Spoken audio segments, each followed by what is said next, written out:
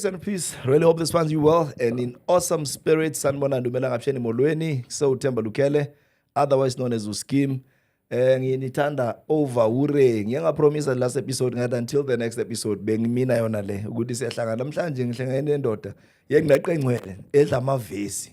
Mhlawumbe izosipha uJohn 14 namhlanje. Bese bathi ufunani ngoba kubo fathers yazi ukuthi ilabo khata laba abathi bayi ministers of society. Uphethe nentshebe yabafundisi uphethe le thawula leli abafundisi basabashumayela kahle baphatha lona but omkhulu right Angirathi kakhulu but hayi man ngiyabonga man asibaphi igama nesibongo siyambonga uNkulunkulu omuhle nongcwele usigcinile ukuthi sibe khona lana siyamrecognize uNkulunkulu ukhona phakathi kwethu amen mina nguhappy Cindi sizwe kwamafulelo usikhandisa ngikhona mina namhlanje amen Grootman uhappy Cindi so boyiphoyisa now yebo ngiphoyisa ngatrainwa eSonerwater ngapleaswa eMotapi mangifika eMotapi nga-applyela ukusebenza e-spiritual care chaplain's office ukudila ngama-spiritual matters in prison yes then kwathothi konke kuhamba kahle ngohlelo kaNkulunkulu nangisifiso sami ukuthi mangisebenza lapha abantu bathole insindiso ngokusizakala ngokwenkolo yabo abantu uma se-chaplain's office usebenza ngazo zonke inkolo ezikhona ezirecognizedwa i-constitution yala eSouth Africa so akwabanjalo ngasebenza ke mina ngaqashwa ngo-1997 August 5 so itotal eminyaka oyisebenzile ingaki 17 years full 17 years enibhandintile bafethu yes anything above 10 years isigwebo leso besiphusha lapha komnani kakhulu until kuze kufike abantu abanegative bese basiphusha usystem but kuba kusiloko nje besisakhona kusystem ngoba umsebenzi besowenza umsebenzi besuthanda yabona umsebenzi oyicalling yabo ungakhona ukuthi ungabalekela yengakuthothi umuntu uthothi una 30 years 35 mara lokhu yasebenza uthothi une desire ukuthi abe ngaphandle na but ngenxa ukuthi icalling yakhe ukuthi isamdinga la uyaphusha umuntu onjalo Mfundisi iboshwa lezi ziyashintsha ziwamukele uJesu njengenkosi nomsindisi impela siguquka isiboshwa nje kwamampela i-50-50 because khona eziguquka ngokweqiniso ukuthi noma zingaphandle ziqhubeka then sikhona lezi 50% efuna ngoba ila ejele abekho into abangayenza baphusha isikhathi ukuthi babe senkonzweni wama la ejele kuza abantu bavela ngaphandle ama-service provider beza nje bathi ngelimi lasejele bazogeza amehlo ngalabantu abakhona bethi inkonzo so i-50-50 but so far le 50% le evuma uJesu ejele iphinde iqhubeke futhi nangaphandle ngokweqiniso then laba abanye basebangaphandle bese baba exposed ku vast open world bese baphazamiseka kanti babasejele bebangaphazamiseki then babangaphandle baphazamiseka. Let's talk about the issue of recidivism to reoffend. Yes. Abakhulela bophuma esandleni sakho wena bayengakho ngazipride ngabo out of 10 yeyiboshe zezaba under your care. Can you safely say no mina i68 ngabheja for yona because abantu abathatha single trip they don't take a return ticket bayahamba no reoffending.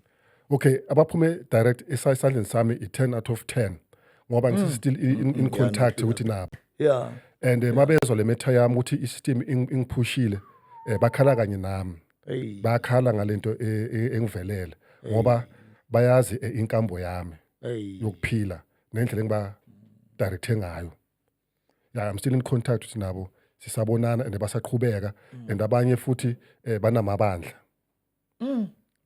banamabandla bashumayela and bangibiza futhi ngize ngizobheka nje ukuthi basaphethe yona ne so far so good akhambe kahle.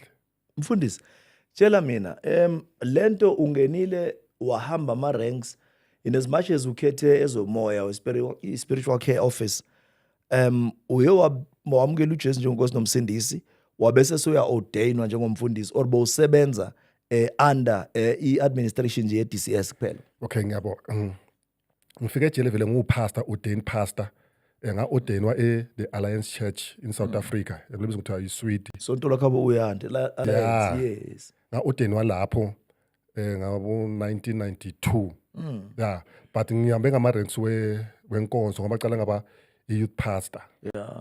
From ku-youth pastor abo bebakhona leso sikhathi babona i-potential ukuthi nongaleader futhi ibandla. Then base bangi-ordinwa ke ngifika nje la ku-Christian Services ngi-ordiniwe ingakho nami ngaba nesifiso ukuthi kumele ngisebenze spiritual care.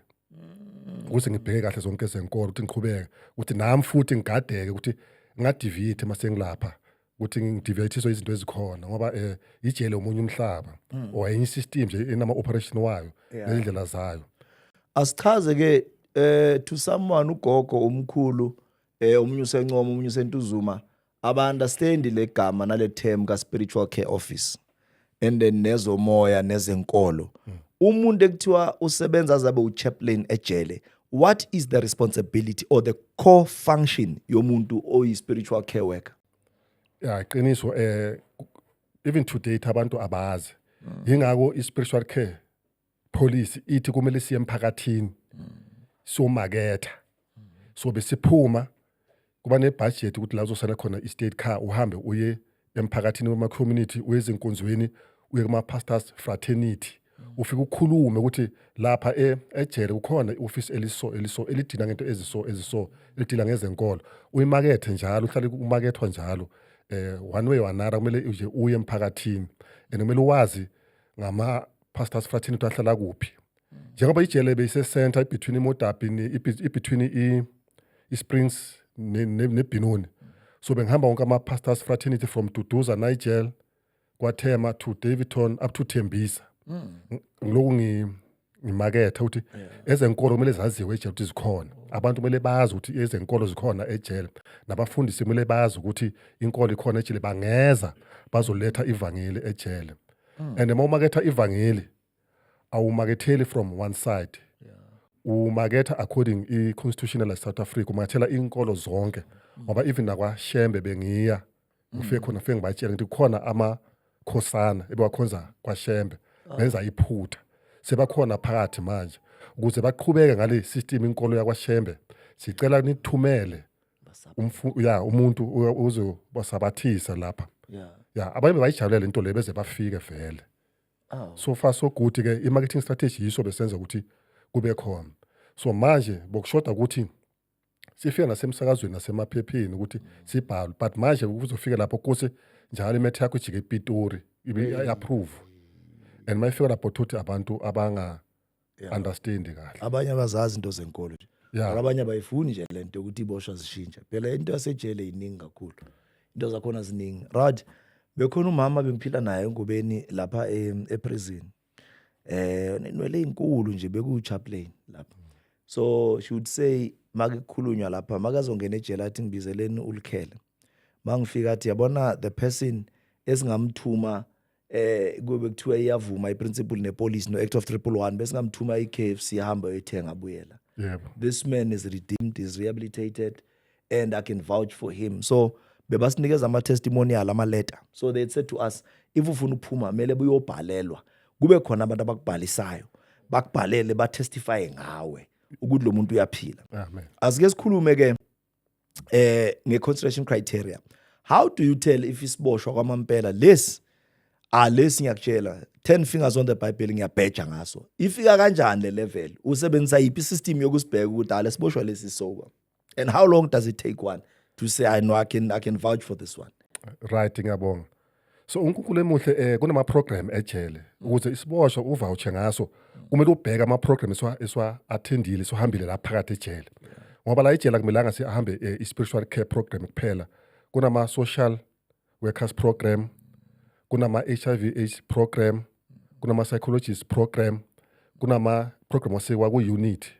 So i-offender ine case file uhlana le case file uyibheke le offender ubheka ukuthi ihambe kanjani kulama ama program kuphi la short akhona ukuthi ibe utrustworthy ubheka ama program kungabi negap.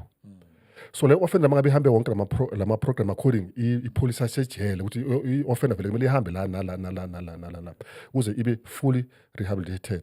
So uyakwazi uku-assessa lapho ngoba amanye ama program awasi sweet asawa but uma ngabe ukwazi ukwamela la usawa program which means lo muntu lona khona yakhona uyazimisela. Singena odabeni lakho ke manje because uthe indaba yakho udabukisayo because wena bowenza into oyithandayo Yep. and kuwe ungayithathanga njengetoho ukuthi ngiyahola nge-15 nge-20 nge-25 nge-30 mara lento bekuyi-calling kuwe. Amen. So a man of cloth umuntu okholiwe because sizongena deep siyokhuluma ngale inkolo ukuthi Shia Sunni kuhlukana kanjani. Abanye bathatha iRasul. Uyabona uZuboy ichazile ukuthi hey kwesinye isikhathi abongeleke jani laba bayakwazi ukuthi baye nawo bayakubona ukuthi uthandani bayenze lento oyithandayo bazokwazi ukuthi bakushaye kahle. So wena ke ekubhayizisekeni kwakho konke uzosinikeza nje total ukuthi kahle kahle kwenzakaleni. Okay, ku-spiritual care office ngisebenza ngathi direct ne-area commissioner ngoba i-director post leyo. So ngihamba ama-meeting we-area commissioner. Then at the end of the month kumele ngisubmit ama-statistics. Then iModapi inamajele like ama-statistics wase-Boksburg prison, Nigel Devon. Kumele wonke ezela eModapi bese mina ngiyaconsolidate. Then kukose nge-due date ama-statistics kose ngiphume la i-office lami eliphathe ejele ngiye ngaphandle i-office le-area commission. So yilapho-ke imetha esuke eqale khona. Ngoma ngiphuma la ngiya ngale i-office le-area commissioner ngizoba ne-access yefoni ne-access ye-computer nokwazi ukucontacta amanye ama-subordinate wami lama amajele ngikhulume nawo ukuthi ba-forward ama-totals ama-report ya. Then ngiye ngisebenze ngale thothi ngale ngoba kuthi office lami akunamaterial yetiya or imaterial egawulo. Mathi 11 o'clock ngithi ithi ngibele officeini lami. Ngibafonela officeini lami ngithi ngiyeza ngicela ningibhakela amanzi ningiprepare I'm coming ngizophuza itiya la 11 ukuze ngikwazi ukuphusha ispan. Noma ngibuya because i-office le-area commissioner libe phakathi ejele liba ngaphandle kwejele. So mangibuya lapho ke then mangizongena egateini ngithole omunye usisi. Mathi lo sisi mangizomthola ne ahinde over insango kimi. Ngithi no sisi lena but ayibize ngelinye igama libiza ukuthi scans. Yeah. Manje yabona uyangithema manje mina phela ngisumuntu wezo. Yeah. Yabona i-scans ngiyathemeka ngithi yini i-scans avula iplastic mavula iplastic insango lesisangena ejele. Mangisho ukuthi ngathi angena ejele ngithi ngiyahamba manje ngobiza i-security. Libuye lizodila ngale matter kuphi ngaphandle kwejele not phakathi ejele ngaphandle. So molapha mozi setapa seModapi ngaphandle eModapi kune mini taxi rank. Ama taxi ayithembisa nama taxi aya eDavidton naseSprings mini taxi rank. Then ngaphandle egate ngabantu abathengisayo ukudla. Ngaphandle egate kunabantu abathengisa ama-tape wine nama perfume. Nje isiphithiphithi nje lapha ngaphandle egate abantu abezovisita. Yeah. So ngumshiye lapho lusile taxi rank ngithi sisi ngiyahamba mina ngobiza security manje. Lude ngoba mina insango angithinti angisebenzi ngensango angangazi kumele ngenze ngale nsango le. Ngingene ke ejele. Ngibuya kuphi ngaphandle. Mangifika ejele ngihlane ne security officer. Ya uJen Mashiro. uJen Mashiro vele ngisebenza naye i-same division. Maka offer ku B nami ngi-off. Masenza ku A ngu-A. Yeah. And i-spiritual care policy ithi uma ngabe kunento oyidingayo kumele ubize security officer. Yeah. Ungazenzeli wena. Uma ngabe ngidinga i-manpower kumele ngikhulume ne-security officer. Yeah. So uGlenn bukayibe uthimini yami vele. Yeah, and uGlenn futhi ayuthi ngimazela eModapi kuphela nasesige eDavi bengifunda naye. So mina naye sazi kahle kakhulu and besebenzisana kahle kakhulu before le matter. Konke ama-program wami ngoba Ngiyawuthama uGlenn ngiyamazi. yeah bengidinga i-security office. Yeah. Yeah. Ama-Kairos program, any program ama-service provider ungam-involve bekhona. Yeah. So ngalo langa ngihlana naye egate ngumtshela ukuthi Glenn le ngaphandle kunosisi uphethe insango. Yeah. And mina ngazi kudilwa kanjani ngensango. Angikwazi ama-procedures. Ngicela uyi-attend. Athi kimi ungakwazi umkhomba lo muntu. Ngithi ya. Ngithi use-taxi rank. Hayi siphume. Siphuma kuphi ejele futhi sibela kuphi ngaphandle. Yeah. Masifika ngaphandle umkhomba ngithi nangu sisi. uGlenn amthathe. So bani ikhadi manje abukurapasi 11. Amthathe uGlenn lo sisi aphinde le nsango leyo ayinikeze uGlenn futhi le nsango leyo. Amayibheka le nsango uGlenn athi athathe lo sisi ezenayo phakathi. Athi kimi uGlenn Mr Cindo ngakhululeka manje avele ngikhululeke ngihambe ngiye office nami. Ngibeka ngabo 11.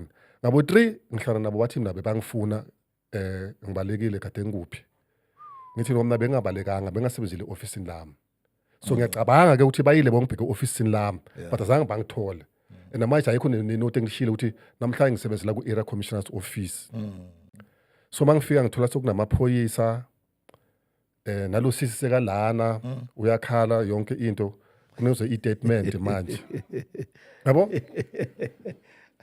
yeah manje ngibathi ngithe ngiyaniva ukuthi nifuna i-statement kanti manje baku-3 ngicela ninikeze i-30 minutes ke ngilanda umntwana wami ecrash because mina I'm a single parent yabo ngilanda umntwana ecrash ngize naye lana then mangalana bese ngizonikezela i-statement enizifunayo hayi bangivumele ngihambe ngilande umntwana ngibuye naye mangibuya ngibaneze i-statement ngithi yebo usisi nensangu ufikile but mina akukho kunenge ukwenzile ngibiza i-security officer ukuthi enza ama-procedures ukuthi yini umuntu isimo masinje ayazi ngoba ijele nama-division njengoba abanye abafuthi abakhulumile ecaleni or ngaphambili kulama-program kunama-division ahambayo so angeke ngenze izinto ze-security engasiyo security and engahamba ama-workshop nama-training we-internal security so manginikeza amaphoyisa i-statement amaphoyisa athi mina ngi-complainant kule matter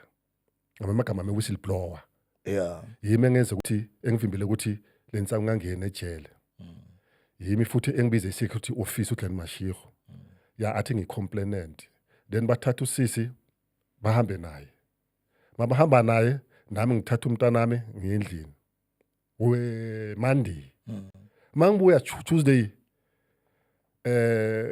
awuboshwanga kanti sengithole impama manje amathaka papa wayengaboshwanga nami sengamali kwenzakalani ubani manje show me ngempama era commissioner of the time ibiza wena yeah and then mawufika officeini layo kusuka umsindo ya uthi wayengaboshwanga mina wayengila so ngimangala ukuthi ngiboshweleni yeah ngithi no mina ngicomplainant kule matter then bacale bangigqwela ama-charge sheet manje bangineze incwadi yokuthi intention to suspend yabo so ngizithathe leyo ncwadi lezo ngineze iphopku i-union yami iphopku idile ngazo Wednesday Friday ngithole futhi incwadi manje ukuthi yabona manje bangisuspenda ngekhaya ngiyekhaya ngihlala ekhaya so uma ngiloko ngisekhaya lo ngiza uzosana ngabo ngalamandla so bangivulele ama hearing bangishaya okay bangishaya ngecharge i-charge yokucala ethi failing to arrest a civilian lady ngihamba ama hearing manje ngihamba lama kangaroo court wakhona ejele ngoba biswa njalo kangaroo court so mangifika e-court yokucala i-charge ithi failing to arrest ongirepresentayo uMr Deni Mnaring hayi wangirepresenta kahle lo bhuta ngifuna ucamba manje mababheka i-statement saka Glenn Mashego uyasho ukuthi no umbizile vele security officer so uma ngibiza security officer ngamagama security officer lo kumeleze ama-arrest ngiyitole lo case mangiyitola i-era commissioner futhelani bangidrole i-charge sheet futhi enye is2 bangidrola i-charge sheet is2 ithe manje mina ngisebenzisana nale civilian lady belethe insangu I was colluding with this lady mangisebenza nayo leyo charge leyo futhi uDeni Mnaring angidolisi uthi ayikho proof ukuthi lo sisi ufikile wangena ejele angidolise kanjalo umphathi wejele kwade futhi manje alanda i-team yakhe alande uchairperson wakhe umshushisi oyi-prosecutor then no-chairperson mabafika lapho mina ngiloko ngisahamba naye uMr Mnaring ngiloko ngiphusha naye masifika lapha sokune-charge entsha manje ethi i-misconduct yabo ama-charge wamaningi but nakhona abhalwe phansi so mase ngifika lapha sokuna bantu abaningi manje nabantu abasha engabazi so into enhle ukuthi engiyithandayo ngemetha yami ukuthi umshushisi wabo at the time uMr Malapane wangishushisa wathutha nginacala kimi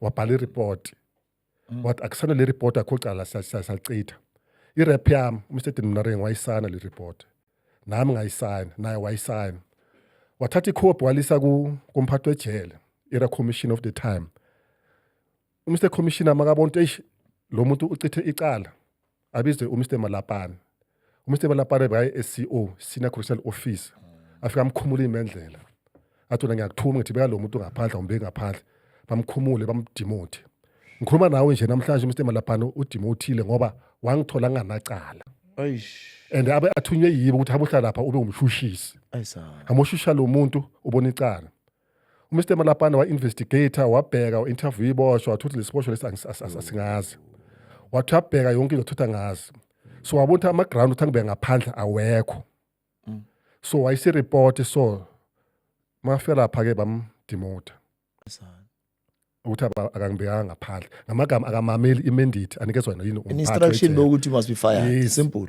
instruction bole ukuthi angibeka ngaphandle uhlule ku-execute yebo so manje ama-ground awekho ngikhuluma nawe nje Mr Malapane last year ngoMay uphuma ipension so uphuma ipension ngelowa grade manje nge-Senior Correctional Officer grade 1 kanti bomele uphuma ipension yakhe nge-higher grade i-Senior Correctional Officer because of you so ufele wena in short nje ngasho ukuthi emodabi at the time mangabe awumameli instruction uzovuthwa bhuti bazokupheka bhuti nebazokukhuka yabo so Mr Malapane wavuthwa ke then ke imetha yami yasiyaqhubeka ke manje uthi manje sebafuna manje ngoba la internal emodabi bonke abantu bayazi inkambo yami my good living my right standing with God my right standing with nama member and offenders akekho manje umuntu ufuna ukuthatha imetha abe umshushisi and abo chairperson balanda abantu ngaphandle so abantu bangalandwa ngaphandle vele banezo instruction ukuthi naye imetha bekani lo muntu ngaphandle ngiya nje ecaleni vele sengiyazi ukuthi already imandate seyiphumile ukuthi ngibekwe ngaphandle ngiya nje manje ngoba umuntu wayengirepresenta manje uMr Dinimnaring naye sekanecala manje labo Themba Masango yabo uThemba Masango uhlala involve bonke bakhuluma la yabo so manje akasakhona ukuzongirepresenta manje ngoba naye manje bamshaya ngecala so manje sekunomuntu omusha ongimelayo namanje akayadla emetha isukaphi into enhle ngaye lo muntu wayengimela ngoba bebangathi uzongimela wezwa asahle lapha sifuna ukuthi kwenzakalani ukuthi imetha ingenelwa kuphi wezwa kuthiwa makafika mbekeni ngaphandle mafika wangitshela ukuthi siya lapha nje sicwasa umthetho nami vele ngafetha asiye icwasa umthetho vele benze lento yabo then sizochubeka ngama appeal so ngaphuma kanjalo ke isystem azangiphume fair ngaphuma ngemandate ukuthi kumele ngibekwe ngaphandle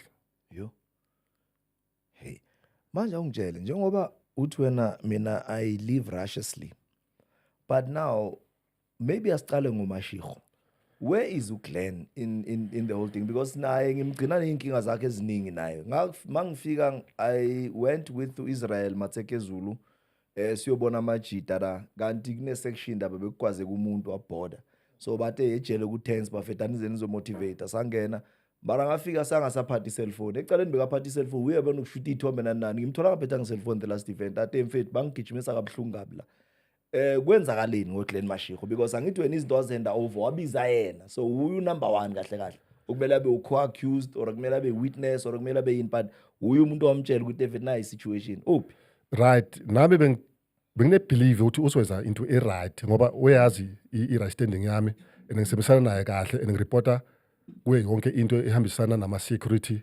matters but into ayenza on the day mangizwa ngabantu ebebakhona kusini wathatha le daha encane waya somewhere wayegcwalisela ukuthi babayikala ibe weight yabo ngamagama at my time kwakune position eCEO kumele ibe khona so manje bekahopa ukuthi uma adila ngalento le uzoyithola le position after mangizwa le position la yathola uMr Mathobela ngoba between yena noMathobela bobukhona kumele ayithole position so yena ngalomshashe wakhe bacaba ukuthi makenza lento le uzothola lo SEO ku security department but azange sayithola but ekubeni umsebenzi lo bamthume wona owenzile yena yabo so besides lento eziningi uke washawa uke waba na something else bake bakucharge for something else eseceleni angaze ngaba na charge empilweni yami both inside and outside nangaphandle empilweni yami nangaphakathi ejele ngaze ngaba ne charge angazi ngaba nama-warning, angazi ngaba na-next. Abantu abaphila nawe okwabangani bakho makhelwane ama-elders asemabandleni nani bawumangala uma babona lento manje ukuthi hawu lo muntu lo because abantu abakwaziyo bayakwazi. Yebo. Mawukhuluma ngoMasango uyazi ukuthi lo uno nonsense lo uyangithola omunye umuntu unento yakhe uyazi ukuthi hey lo mfethu lo lo mfethu uyinkinga vele asivele siyeke le ngeke kunzeni buye lapha. Wena abantu abakwaziyo bakwazi kanjani umuntu ongatestify on your behalf? Abantu bangaphandle bangazi ngumuntu o-straight oqondile vele yabo, bayazi ukuthi lo muntu lo yakona umthuma isigarette ngeke uzokwala, noma umthuma ibhiya nje uzokwala yabo, ngoba ngiyamsaba uNkulunkulu bhuti, ngeke ngafuni into uNkulunkulu angayifuni bese nami ngitholakala ngikuyo. Bengifuna ukuthi uma ngikholwa uNkulunkulu ngingamkholwa ngomlomo kuphela kepha ngomkhole nangezenzo, ama-action wami afakazele inkolo yami. Ingakho even nama-member waseModapi ngiyabonga kakhulu ukuthi nawo angilwela i-Area Commission of the time uMr Baloyi baze bamnikeza i-Orplase ngitransfer bamisa kwelinye ijele ngoba ama-member angayifuni into ayenzeke ngoba azi i-right standing life yami. So ngiyabonga kakhulu ama-member and even nama-offenders nawo bangilwela bhuti. Mama shoyisa kule yangaphandle ithuba leli engithola mangila ukuthi abantu bangibhekile and bazi nempilo yami. Ngiyathanda ukuthi ngiyaxolisa kakhulu kubo ukuthi balimala empilweni, but ngifuna bazi ukuthi I'm not guilty ngoba uNkulunkulu uyazi ukuthi I'm not guilty. uNkulunkulu uyazi and uyi-witness yami. So ithuba leli ngithi kubo kakhulukazi umndeni wami wonke ukuthi ngiyaqonqolele ngalento owayizwa ukuthi ngaba involved entweni ezensango. Angithi abazi kwenzakalani. So balimala nabo ngoba bazi i-right standing yami and bezwa insango manje. So ithuba engithi kubo umndeni wami wonke, mkhulu umndeni wami, ungixolele abobhuti nabosisi bami, ngixoleleni and niphinde ningamukele futhi emndenini, ngibe ilunga lomndeni eligcwele. Nginabashana nabengicela ukuthi ngiyaxolisa kubo nomphakathi nestrada ngihlala khona emphakathini abantu abazi i-right standing yami ukuthi umuntu ogudi lona mara sizwa lokho. So ngithi ningixolele kakhulu but uNkulunkulu uzoyiletha i-fair justice ngesikhathi sakhe. uNkulunkulu uzosilwela. Ngiyayithanda le approach because ukhuluma njengomuntu osenethemba, une hope yokuthi izinto zisesenendlela yokulunga. But if bengathiwa uya pointer in that direction la inkinga zakho zavela khona, ungakhomba bani? Ubani lo wakufakela inkinga kangaka? Angikhulumi ngokugcina phela osifike waplanta ukuthi wena xoshisa lo muntu, but khona lo wastarta wonke lo mlilo, ubani? Ngasho ngithi bhuti yabona izinto ezenzeka ejele phakathi ziningi. Umuntu uyinduna akubiza athi iza ofisini lethi i-report ethize, kanti at the same time akubiza ngayo kulela office kunemkhuba ayenzayo. Mawufika wena umthola wenza lemkhuba kanti ukubizile, mawuthi ufuna ubele emuva kanti seyijumpile sekubonile, bese ke uba nefear yokuthi mayifika le ngaphandle le matter lena ngoba sekaboniwe manje ukuthi ubhizi la ofisini nemkhuba izojumpa. Alimkhuba mningi because badala siyaguga manje. Abantu vele bayafisa, yabona uma uqala ukukhuluma kasisuthu bare usikatsama isapuo itsotsi ra yapara isapuo. So wena ngiyabona uyayigcokisa kakhulu but izosend confusion. Mawuthi umuntu wenza imkhuba ukhuluma ngani? Kusho ukuthi ema-ofisini yabona imikhuba, ngasho nje ukuthi imikhuba yecansi bhuti. Yabo?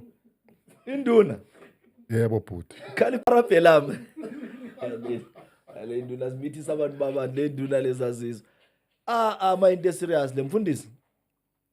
Angithi manje ezinye izinto into enjengalezo angeke khona ukuziprova uma bakubiza yabo. So angeke khona ukuprova, so manje angeke khona ukuthi God nomenzi wobubi uyazi ukuthi induna ngayibona amapuna. Yebo bhuti. Yathi ngiyayibona. No angithi umuntu makubiza, angithi umuntu makakubiza futhi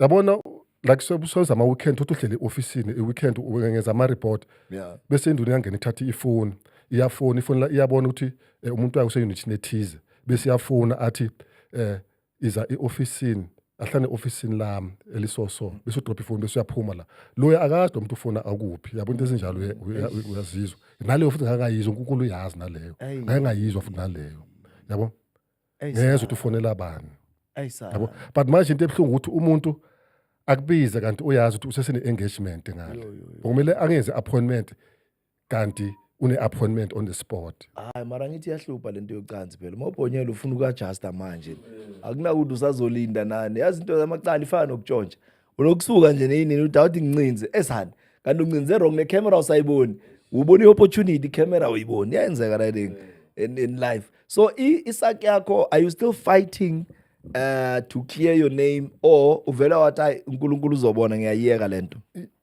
nginomndeni nginabantwana and nginabantu ababelieve kimi futhi so I must fight up to the end ngwini angeke khona ukuyeka into enje ebhuti because I'm not guilty bhuti ngifair and even namaphoyisa ngiyabonga namaphoyisa ladila ngale metho ngoba angibhala incwadi from the system bayishana ne stamp sothi mina I'm a complainant ku this matter bhuti yabo and amaphoyisa ayibhala futhi ukuthi le ntombazana appear ecourt ngolosithathu yagwetshwa 3 months imprisonment or 1,000 fine yafina i-1,000 so angikho lapho so amaphoyisa abhala but mina ngi-implicate kanje ngoba angikho la kule matter even ase court akuna next ngami i-statement salomama sithini i-statements salo mama mangikhumbula kahle sithi yena insango wanikeza umuntu wrong ingawo ke uchief we-security Anderson at the time Mr Anderson wathi uMr Cindi lo muntu wrong kusho lo muntu lona bekaka-expire umuntu ocindi so uMr Cindi u-innocent kule matter bamshange or plaseng naye bamsuse emodabi usho ukuthi bonke nje ngisho abantu abenza into right babasusa bese kusala laba ababo abazofometa into ukuthi ikufanele lento asikhulume ngale ndaba yalensango ifikile ejele or ayifikanga because khona abantu abacoshiwe manje sikhuluma ngensango touchdown yacrossa igate lasejele or lensango iphelele ngaphandle lecoshisa abantu lensango azange ifike ejele bhuti lensango yaphela ngaphandle bhuti kwayena uDlani Mashiho uyazi lapha khona ukuthi lensango yaphela ngaphandle zange ifike ejele azange ngene ejele bhuti so uboshelwe iampuru wena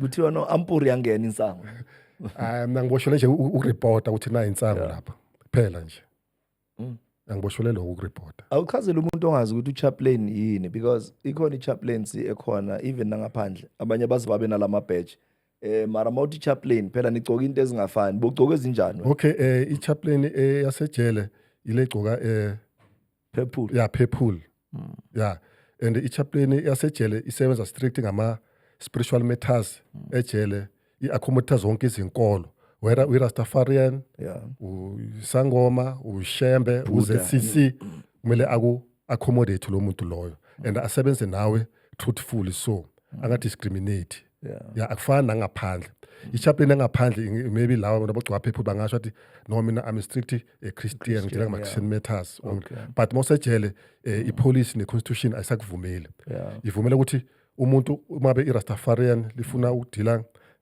like diet free ngoba abantu abaku medical diet na ku religious diet masikhuluma nge religious diet sikhuluma nge pork free like ama 70 Adventist ama Shema ama abayidla ingulube labo bafola under spiritual diet labo bantu laba ejele ngoba abadli ingulube and inkolo yabo from ngaphandle iyabavumela kunanto emele approve uwe lapho ukuthi lo muntu vele level spirituality ihamba so yingawo ke ejele bengisebenza ngama service provider ngiye ngaphandle yona ndimfundiswa zeCC ezelala azofakaza ukuthi lento leshiya le offender la ibe khona zeCC uyayazi na mathi uyayazi okay ngumenzele incwadi from now on wena ngama Saturday or Sunday sozoza la ejele uzokhonzisa noma usontisi ijele leli benza njani because omunye umzethu ufaka amanyanyatha do you allow mhlawumbe izinto ezisetshenziswa ngaphandle kunesipelede juba nkanyezi do you allow into ezifana lezo yebo according to constitutional la eSouth Africa says allow but says allow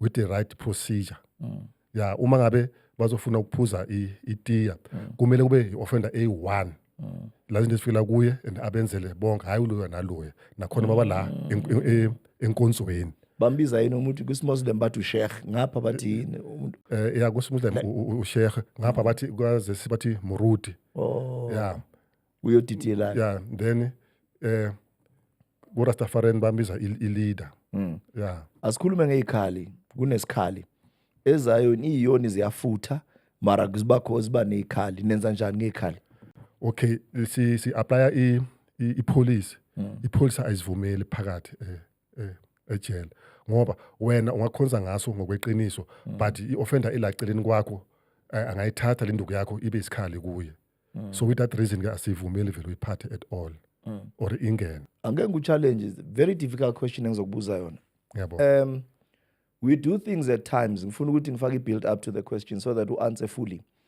at times senze izinto for i-excuse at times senze izinto for ama-reasons kukhona umuntu otemani lo muntu ngigcine ngibulele because lo muntu bekazobulala mina yabona ufake i-reason yakho wena njengomuntu okholwayo okhonzayo what does your spirituality say if ungumzalwane then if iBhayibheli lithi uhamba ngeBhayibheli uhamba ngeconstitution yasejele naye umbuzo wami uyaphelela manje ngiyaqualify kahle in terms of ezinye inkolo kunala kufike kukhulunywe khona about ingulube for instance kuthiwe ngapha siyona idliwe ingulube and then wena ngithi ubheka according to the Bible ukuthi lento yengulube ithini yadliwa or ayidliwa so now that you have embraced all of these religions wena are you going according to the constitution of God or are you going to according to the constitution of the prison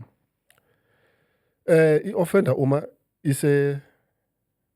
isejele udirector i-constitution yase prison ya ngoba leyo uzokwazi ukuthi uyiquote and uma uyiquota nabaphathi bazoyizwa ngoba banayo then mazokhotha iBhayibheli uthothi iBhayibheli ifundwa uyi-1 laba abanye abaphathi abalifundi iBhayibheli so abazi so but i-constitution bayazi ngoba ibhaliwe and iyabavumela ukuthi kumele bayazi and babe nayo futhi ukuze mayikhuluma bayilandele ukuze nawo nami mangi-applya e-spiritual care office ngithi kunento so ivumela i-constitution bakwazi ukuba babe in line nayo so kakhulu nje isebenza kakhulu i-constitution ejele so right into yenkolelo yase prison wena ke in your heart of hearts ungakutshele nabanye abasekhaya ukuthi hayi be rest assured umuntu othi uyakholwa uyakhonza ikhona inkolo ejele amen ikhona inkolo ejele and abantu umuntu makathi usindisiwe uphuma ejele athi usindisiwe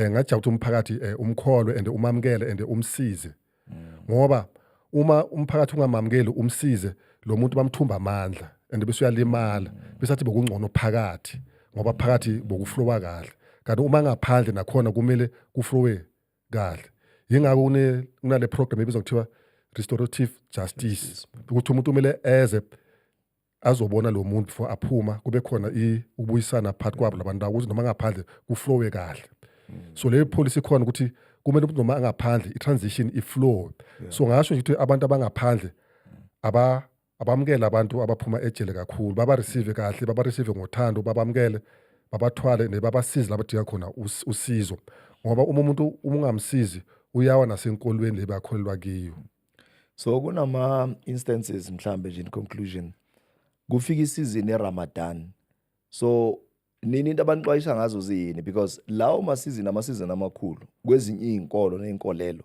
and kula kwenzeka khona into eziserious kuyokapeka abantu yonke lenyakanyaka because bayaz isolate abanye bayohlala le so ithini debrief yenu mhlambe makuze operation vala or kuzabo Ramadan what is the exercise yenu as spiritual care office okay ngiyabonga kakhulu ubiza ubuthi umbuzo omuhle futhi and orathi ngizophendula kahle fe uma kuyi month Ramadan wonke ama-offenders azo-engage noma azoba-involve aparticipate ku-Ramadan siyawakhipha siwa-separate siwanikeze iseli labo babodwa ukuze bakwazi ukuthi bafollowe iprogram yabo from A to Z ngaphandle kwe-disturbance siyaba-separate kulaba abanye those who are willing but laba abanye abangafuna ukukhuluma nama-activities wabo nakhona siyabayekela but bangaphazamisi laba so in short nje siyabanikeze allowance according i-constitution yejele and siba-designatele dawo yabo then kufuwe kahle then bese ke umulana owabovela ngaphandle abalethele ukudla of the day a meal of the day according approve i-head of the prison kanye national Pretoria head office. Kwinkolo zonke ezidominatayo ecountryni yethu, which one would you say is the biggest that exists within the prison community?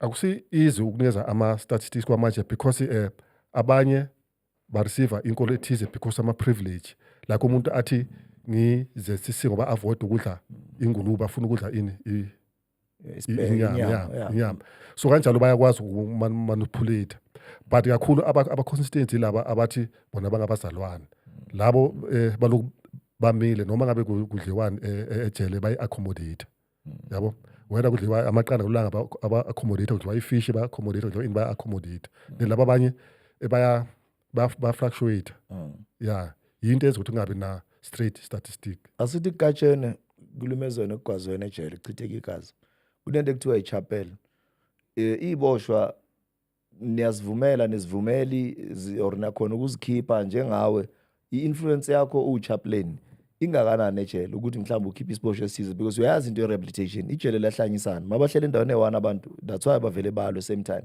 so i-influence yakho ingakanani in terms of access?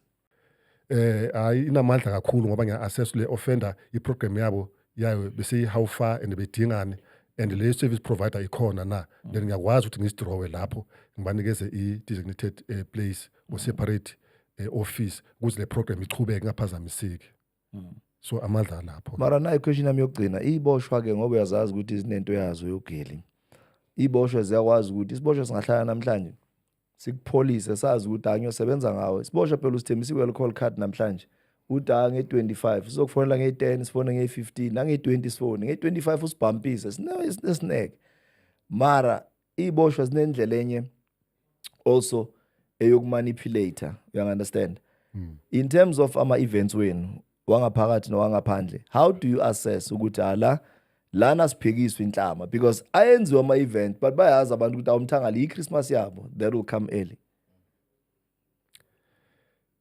Kuyiqiniso le vele ama-offenders aya-manipulate but kumele ungafocus kulaba manipulatayo kakhulu kumele ubheke kulaba aba-straight ngoba kulabantu abayi-10 siyazi ukuthi laba abayi-2 babone baphushe nje laba abayi-8 ba-serious kumele nakanjani i-program ichubeke for the sake of laba who are willing kumele ichubeke i-program yingakho i-special care policy ithi involve i-security officer ibe khona izobheka labo abakwazi abanomshiyashiya kule program le ngoba noma ngabe kwenza special care program bakhona vele into yabo bafuna indlu via the spiritual care. Okay sesivalile sikhohlwe iboshwa zonke.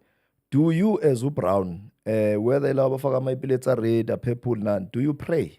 Ngiyazi khona into ekuthiwa i-parade none. Do you really pray like honestly nibizane kuthiwe nosile or abanye bafika seyidlule lento mabathi call time nayazi into singena u6 26 210 niyathandaza kahle nje ma-prison water? Ngibonga kakhulu lo mbuzo muhle emodabe ngayi-introduce-ke i-prayer every morning from 7 to 7:15 15 minutes prayer every day Monday to Monday Sunday to Sunday siyathandaza kuyathandazwa sithandazeni amen mfundisi ngiyabonga mani amagama okugcina wakho-ke because ifamily kubhekile i-apology ngine-show for now by far say accepted maybe prayers ebantwini ukuthi bafethu ngisafisa ukubuyela and then usishele isifiso sakho siyini where do you see yourself mhlawumbe in the next few years do you see yourself going back to the system angithi there's power in the tongue umfundisi futhi wena amen last words na i-camera yakho lapha ngiyafuna ukubela ku-system izokwazi ukuthi clean igama lami kumele libe clean la ku-physical realm ngoba kulangcole khona libe clean igama lami and ngithole i-compensation yami accordingly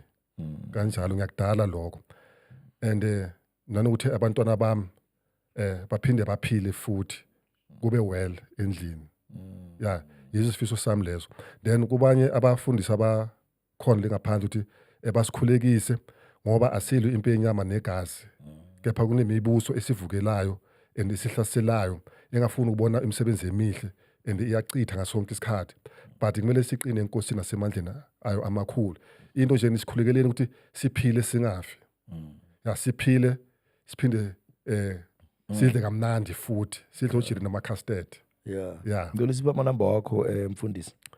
082 396 4568. Asiphinde mfundisi sesivalile. 082 396 4568. Sithanda nonke emakhaya. Keep well and stay blessed. That's how we sign off and we're out. Thank you mfundisi. Amen.